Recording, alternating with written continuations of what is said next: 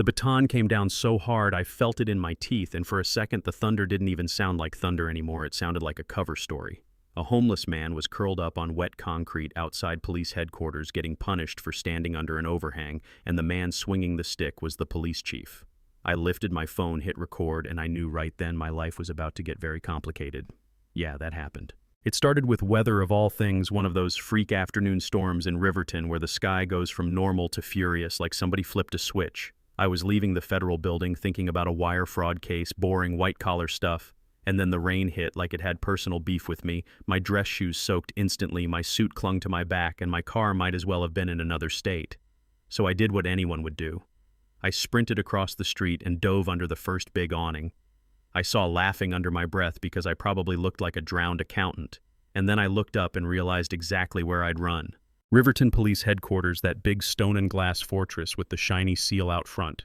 The kind of building that feels like it's staring back at you, and right there, near the entrance tucked close to the wall, like he was trying not to exist, was an older black man sitting on flattened cardboard clothes, thin and worn, a plastic grocery bag beside him, with everything he owned inside. No sign, no shouting, no panhandling, nothing, just a man trying to stay dry for 5 minutes. You know what I mean? And for a moment I thought, okay, this is sad, but it's normal, city sad, the kind of thing people walk past because they don't want to feel helpless. Then the heavy glass doors swung open and Chief Gordon Rusk stepped out. And if you've ever seen a guy who thinks the world is his hallway, that was him. Tall, broad uniform pressed so sharp it looked immune to humidity. Silver hair, perfect expression like a judge about to sentence somebody. He scanned the street and his eyes landed on the man by the wall, and the disgust on his face was so immediate it made my stomach tighten. He walked over, slow, not rushed, more like a predator that already decided the outcome, and he pointed at a metal sign by the door. "You can read that," he said, voice calm but nasty. Underneath, the man looked up, eyes tired. "Yes, sir." "Then, you know you can't loiter here," Rusk said. "Move along." And the man didn't argue. Not really. He just pulled his jacket tighter, like that could stop water and humiliation at the same time. "Sir, it's pouring," he said. "Just until it lets up. I'm not bothering anyone." And Rusk's mouth twitched, like he heard a joke. "This isn't a shelter," he said. "This is a police precinct." The man's hand moved toward the bag, slow, careful, like he'd learned that fast movements are dangerous around uniforms. I'm going," he murmured. And Rusk leaned in and said something that wasn't technically a slur but carried the same cold weight, like the rules hit different depending on who you are and where you stand. And that's when the man's name stopped being some guy in my head and became a person, because I saw his hands shake. I saw him swallow hard, like he was trying to keep dignity from slipping out of his mouth in front of a building designed to take it. Then Rusk's hand went to his belt, and for a split second my brain did this stupid thing where it thought, okay, cuffs. Maybe he's going to scare him off, maybe he's going to call somebody to escort him, maybe he's going to do literally anything that resembles public service. But no, he pulled a baton, glossy black, like it belonged on a display case. He tapped it against the man's shin. Once, not hard, just enough to say I can, and he said, "Up!" The man flinched and started to stand, and then Rusk swung anyway. The baton hit the man's shoulder with a thick, sick sound that cut through the rain.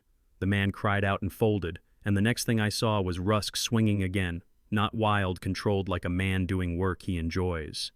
"Get out of here," Rusk barked, and he kicked the grocery bag into the gutter like it was trash. A paperback book slid out a half sandwich, a thin blanket, and the rain swallowed it all so fast it felt symbolic, like the city itself was trained to erase people like him. The man on the ground tried to curl into a ball, arms up over his head, and Rusk brought the baton down across his back. And I was standing there under my little awning with water running off my sleeves, feeling this heat rise in my chest that wasn't just anger, it was shame, because part of me couldn't believe I was watching it, and another part of me knew damn well I could believe it, because I've prosecuted enough cases to know what power does when it thinks nobody's keeping score. My hand found my phone without me deciding. Like instinct, I pulled it out, thumb shaking once, then steady, and I hit record. And in that moment, I stopped being a bystander and became a witness. The kind the system loves when you're pointing at street-level criminals and hates when you're pointing up. I framed the shot. Through sheets of rain, zoomed in, caught Rusk's face, the hard set of his jaw. the little satisfied curl at the corner of his mouth. I caught the man's gasps, the wet smack of baton on fabric and skin, and I caught the part that made me feel cold afterward.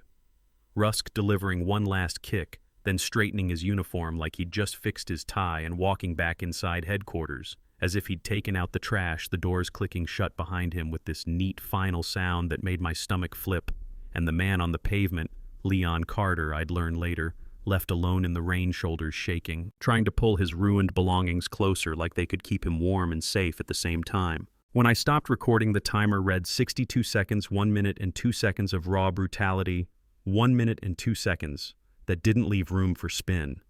I stumbled back to my car and sat there, drenched phone in my hand like it weighed 50 pounds. I replayed it once, then twice, and every time it looked worse, clearer, more indefensible. And I thought about the proper channels, internal affairs, review boards, all those clean words that usually end with a closed file and a quiet shrug. And I felt this awful certainty settle in. Chief Gordon Rusk wasn't just a cop. He was a political machine in a uniform, the kind of guy who has the mayor's number saved under G. So I did the thing we're not supposed to do if we want our careers to stay peaceful. I bypassed the system. I texted an encrypted number belonging to Nina Park, an investigative reporter who doesn't owe the department a favor and doesn't flinch when powerful men glare. I attached the video and wrote a simple message outside HQ. Chief Gordon Rusk, unprovoked, happened less than an hour ago. I didn't sign my name. I told myself that was caution, not cowardice. And maybe it was both, but by the next morning my phone was blowing up anyway because the clip was everywhere on every local channel on every timeline. People arguing like their survival depended on being right. Hashtags, trending commentators doing that thing where they talk around what they just watched. And Rusk held a press conference before lunch. Of course he did. He stood at a podium with the union boss, Wade Mallory, beside him, and a line of officers behind them, like a wall of matching faces. Rusk looked straight into the cameras and said, "I know the video is disturbing," and his voice was pure theater. "It's disturbing to me as well." Then he told a story so bold it almost sounded like a dare. He claimed Leon Carter was a repeat trespasser, an agitator, someone who made threatening gestures. He claimed the footage was edited, missing context. He said whoever filmed it wasn't a concerned citizen, but an extremist with an agenda, and Mallory stepped up and growled about sacrificing good officers to the mob. And I watched from my office feeling my jaw tighten because this wasn't defense, this was strategy. They weren't trying to explain what happened, they were trying to make people doubt their own eyes. And then they did the part that hit me personally, they made it about the filmer, about me. Because if they could poison the messenger, they could muddy the truth until it looked like opinion. That afternoon, my boss, U.S. Attorney Harold Kent, called me into his office. He paced behind his desk like the air was too thin. "Tell me you didn't do this," he said, meaning the video, meaning the leak, meaning the decision to force daylight into a room built for shadows. "I witnessed an assault," I said, "a felony assault, and I documented it." Kent's face tightened. "The mayor's office has called me 8 times, he said. "The union filed a complaint. They know it was you." "Good," I said before I could stop myself, and he stared like I'd just threatened to burn the building down. "Caleb, you went outside the chain of command," he said. "Rusk is wired into city politics. You just kicked a hornet's nest." "Maybe it needed kicking," I answered, and Kent's voice went cold, the official tone. The one that means the human conversation is over. "You're recused," he said. "You turn over the original video. You make no public statements." And as I walked out, something heavy settled in my chest. Because it wasn't just that Rusk was dangerous, it was that the system around him was already rearranging itself to cushion his fall, not stop it. The next day, the Riverton Sentinel plastered my name and face on the front page with a headline that made me look like the villain. They quoted anonymous sources, they twisted old cases I'd prosecuted into proof I had a vendetta. They leaked details that were sealed for a reason, and suddenly my office, the place that used to feel like a team, turned into a hallway of averted eyes and quiet conversations that stopped when I walked by my inbox filled with messages, some supportive, some venomous, and a few that were straight-up threats. And the craziest part was how fast the story shifted, how quickly it became prosecutor versus police chief, instead of man beaten for trying to stay dry, like Leon's pain was just background noise for the real fight between powerful people. I was drowning in it when I got a short anonymous email, Old Red Kite Diner, 8:30. "Come alone," and I almost ignored it because it smelled like a trap, but desperation makes you brave or stupid, sometimes both. I went, and that's where I met Daniel Hargrove, retired captain, old school kind of cop, the type who still believes the badge means something. He slid into the booth across from me and set a battered lockbox on the table like he was dropping a bomb. "Rusk did to you in 3 days what he did to me in 3 years," he said. And when he opened the box, it was full of neatly labeled folders, logs, printed emails, and cassette tapes. "I kept copies," Hargrove said. "Complaints that disappeared, reports, rewritten witnesses, pressured racist crap," he said behind closed doors. Favors he bragged about after a few drinks, the whole pattern. I wasn't waiting for revenge. I was waiting for the day he got sloppy enough that someone with the position to act could finally take him down. I flipped through pages and felt my stomach sink because this wasn't a one-off. It was a career documented, dated, and buried, and for the first time since the rain. I didn't feel alone. I felt angry in a focused way, like a lens tightening. But we still had a problem that no folder could solve. Leon Carter was missing, and the longer he stayed missing, the easier it was for Rusk to paint him into whatever villain the public would accept. We searched shelters, underpasses, church missions, every place the city pretends not to see. And everywhere we went, people looked at us like we were troublesoots and retired cops and questions, and honestly, I couldn't blame them. Trust doesn't grow where uniforms keep stomping it. Finally, we found Leon through family. His sister worked nights and didn't want to talk until Hargrove spoke softly and said, "We're trying to keep him alive," she told us. Police cruisers had been slow-rolling her block like sharks circling, and she gave us an address above a laundromat with one warning. "If you bring heat to my door, I'll never forgive you." We drove there late, saw the cruiser parked close enough to be a threat without being obvious, and we waited for a gap, moved fast, got inside. And Leon was there in a tiny room with bruises blooming across his shoulder and back eyes wide like he expected a baton to appear from the shadows. "You the one with the phone?" he asked, and my throat tightened, because I realized he'd been living inside that 1 minute. The whole world watched. "Yeah," I said. "I'm Caleb." He swallowed hard and whispered, "I thought nobody saw. I thought I was invisible." And that sentence stuck to me because that's what the whole thing was really about. Who gets seen, who gets protected, who gets treated like they belong under the awning, and who gets treated like they're trespassing on oxygen. We got Leon out quietly and into a secure spot, tied to a federal protection program, and for one night I slept thinking maybe we'd turned the corner. The next day, Rusk took my legs out from under me. A national cable network ran a segment with grainy deposition footage from an old case of mine clipped so it made me look like I was threatening a witness. Prosecutorial misconduct. They called it witness intimidation. The host's voice dripping with concern like they cared about ethics now, and the clip spread faster than the original beating video because scandal about a prosecutor sells cleaner than pain on a sidewalk. Within hours, my boss called me in, but this time he wasn't alone.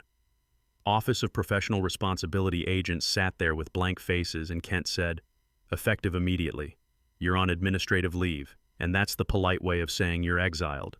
They took my badge. My credentials escorted me to my office while coworkers stared at their screens like I wasn't walking past. And I went home with my career in a cardboard box, sat on my couch for 2 days with the blinds closed, watching that chopped-up clip replay until my own voice sounded like someone else, until I started thinking maybe Rusk had already won. On the third day, Hargrove showed up, opened the blinds like he was letting oxygen back in, and asked one question that cut through the fog. How did Rusk get sealed footage? If Rusk wasn't DOJ, he got it from a defense discovery copy, which meant there had to be another full, unedited version out there, not locked in a vault. I made calls, paid fees, got old discs delivered like it was 2006, and I watched the full deposition. There was the moment they aired on TV, and then the tape kept rolling, showing me calming my tone, pulling up a chair, offering witness protection, explaining options, doing my job the right way, and I felt that sharp relief for about 10 seconds. Until I noticed something tiny. A digital clock on the wall behind the witness flickered for one frame, the numbers glitching like a bad copy. I rewound, watched again, and my tie angle shifted mid-sentence, subtle but real, and suddenly it clicked the visual. They aired wasn't just cropped, it was stitched. "He didn't just leak it," I said, and Hargrove leaned in. "He edited it." "No," I answered. "He fabricated it." And in that moment, the whole fight changed, because now it wasn't just a brutal cop beating a man in the rain. It was the police chief committing felony evidence tampering to destroy anyone who challenged him. Power getting sloppy because it thought it was untouchable. We moved fast. We took the proof to Nina Park. She watched the side-by-side breakdown and her face went still. "This is criminal," she said. "Then it has to be live," I told her. "No. Edits? No. Spin." 2 days later, we were in a hotel ballroom packed with cameras. Civil rights attorneys, community leaders, people who'd been waiting years for someone to finally say the quiet part out loud outside the hotel. The union staged a rally for law and order. Activists gathered across from them, chants echoing off glass, and the city felt like a wire pulled tight at 900 a.m. Sharp. I walked to the podium and told the room, "For weeks you've been told a story about me. Today I'm showing you the truth." We played the rain video in full, the baton, the kick, the doors closing, then we played the cable clip that wrecked my career. Then our digital forensics expert walked everyone through the glitches, the splices, the timeline in plain English, no jargon, just facts. Then we played the full unedited deposition where the lie collapsed in real time. You could feel the air change, pens moving faster, murmurs rising. Then Hargrove stepped up and opened his lockbox on live television. Years of buried complaints, patterns of abuse, documentation that had been ignored until it became explosive. And finally Leon Carter walked out in a borrowed suit, hands shaking, voice quiet but steady. "I wasn't threatening anyone," he said. "I wasn't doing anything but trying to stay out of the rain." And he hit me like I wasn't a person, and I watched reporters actually look at him, really look like they remembered there was a human at the center of all this, not just a headline. By the time we stepped off the stage, alerts were popping on phones, and an hour later, unmarked federal vehicles rolled toward police headquarters. Agents went in with warrants. Servers came out, boxes of files followed. And then the moment people wait for in stories like this happened, for real. Chief Gordon Rusk tried to run. He burst out of his building with a briefcase, face pale, uniform rumpled, and he made it about 10 yards before an agent tackled him to the pavement, documents exploding across the wet concrete like ugly confetti. And Rusk shouted, "Do you know who I am?" And the agent replied, calm as a metronome, "Yes, sir, we do." And watching that live, I didn't feel joy. Not the way people expect. I felt something closer to grim relief, like the laws of gravity finally applied to the tallest guy in the room. Here's the thing, though, and this is where I want you to really think, because it's the part that doesn't fit in a neat bow. 2 days later, my boss called me in, his tone softer, like he'd survived a storm and wanted to pretend it was a light drizzle. He slid a folder across the desk. Settlement language for Leon. Big money, reform promises, public apology phrasing, and tucked in the back was a confidentiality agreement. Not for Leon. For me, they wanted Leon compensated, sure, but they wanted the inside story, buried the pressure, the calls, the way proper channels tried to smother this, until I made it impossible. My boss looked me in the eye and said, "Take the win. Don't burn the whole house down." And I walked out holding that folder like it was heavier than my badge ever was, because now the fight wasn't just about Rusk, it was about the system that enabled him and the people who wanted justice as long as it stayed tidy. So here's my question to you, and I want real answers, not the easy ones. If you were in my shoes, would you sign the agreement, protect Leon, protect your own future, and walk away with a clean victory? Or would you refuse it and expose every name, every call, every quiet meeting where someone tried to bury the truth, even if it cost you everything again? And one more, be honest, was I right to send that first video to the public? Or should I have trusted the proper process that almost always protects the wrong person? Drop your take in the comments. Tell me where you're watching from, and if you've ever seen power get away with cruelty until a camera forced daylight into the story. I want to hear what happened. Hit like, subscribe, and share this with someone who still believes justice shouldn't depend on who owns the building.